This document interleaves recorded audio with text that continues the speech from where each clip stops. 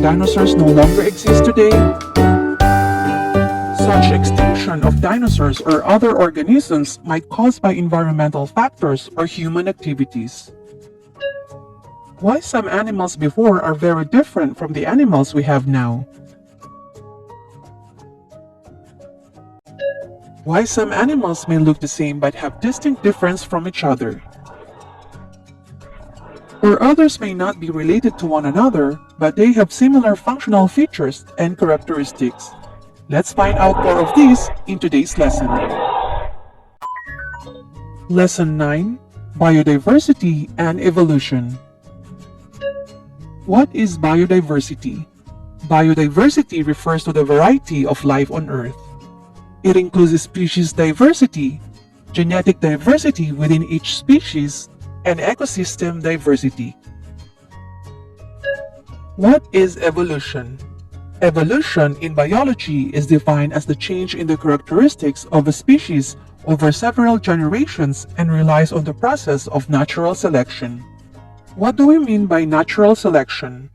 Charles Darwin's theory of evolution states that evolution happens by natural selection, which means natural selection is the process through which populations of living organisms adapt and change. Individuals in a species show variation in physical characteristics. These variations is because of differences in their genes. Evidence of evolution. The evidence for evolution is compelling and extensive. Darwin dedicated a large portion of his book on the origin of species in identifying patterns in nature that were consistent with evolution. Keep in mind that evolution happens on large and small scales. Evolution is a change in the genetic makeup and often the heritable features of a population over time. Biologists like Darwin sometimes define evolution into two types based on scale. We have macroevolution, which refers to large-scale changes that occur over extended time periods, such as the formation of new species and groups. And microevolution, which refers to small-scale changes that affect just one or few genes and happen in populations over shorter time scales. Remember that microevolution and macroevolution aren't really two different processes. They are the same process, evolution, but occurring on different time scales. The theory of evolution is a short form of the term theory of evolution by natural selection, which was proposed by Charles Darwin and Alfred Russel Wallace in the 19th century. The theory of natural selection is sometimes summed up as survival of the fittest, because the fittest, or organisms, those most suited to their environment, are the ones that reproduce most successfully and are most likely to pass on their traits to the next generation. Here are the evidence that support the theory of evolution. Homologous structures. Homologous feature if two or more species share a unique physical feature, such as a complex bone structure or a body plan. They may all have inherited this feature from a common ancestor. For example, of homologous features, the forelimbs of human, horse, whale, turtle, frog, and bird look pretty different on the outside.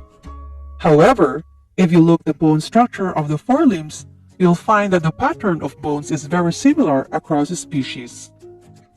Sometimes organisms have structures that are homologous to important structures in other organisms, but that have lost their major ancestral function. We call these structures that are often reduced in size are known as vestigial structures. Examples of vestigial structures include the tailbone of humans, the hind leg bones of whales, and the underdeveloped legs found in some snakes. Not all physical features that look alike are marks of common ancestry. Instead, some physical similarities are analogous. Analogous features means the structures are similar in organisms without shared ancestry. The structures evolve independently to serve the same purpose. Example of the analogous structure, the wings of insects, birds, and bats which they use for flying.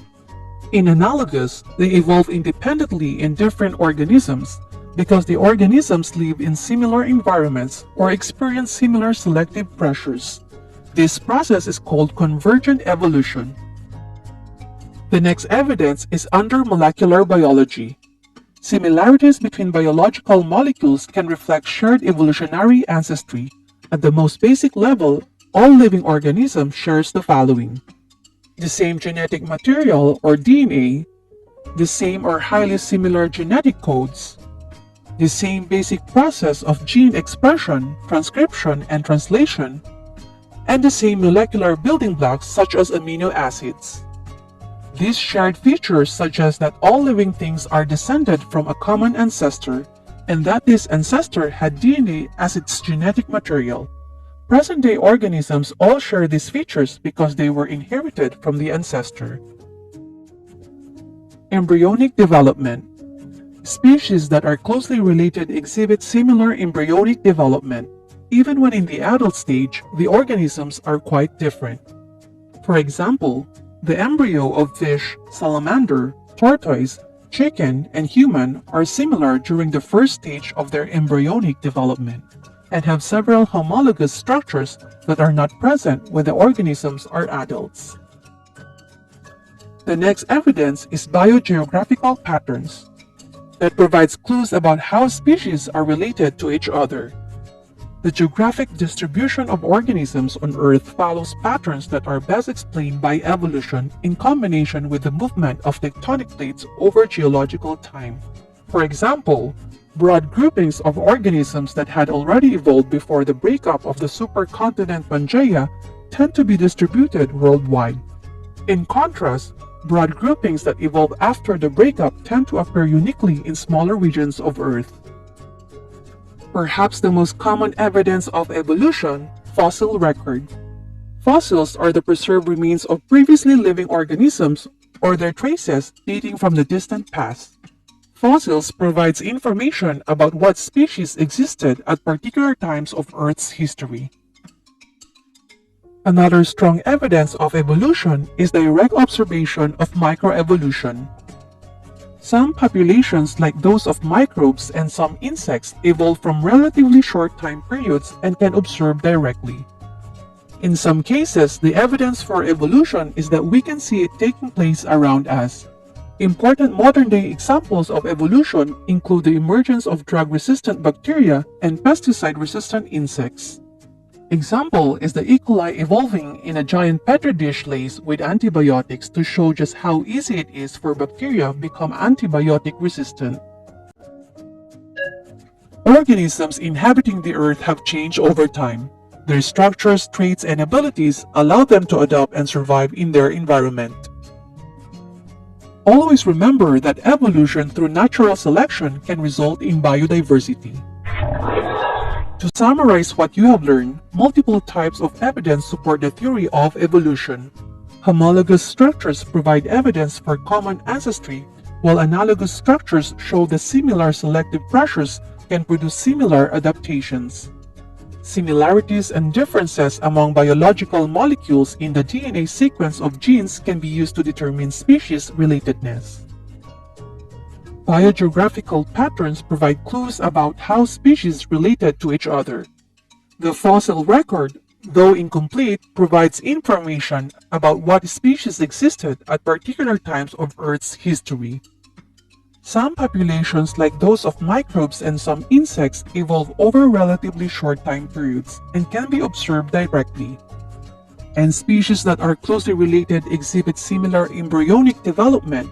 Even when in the adult stage, the organisms are quite different.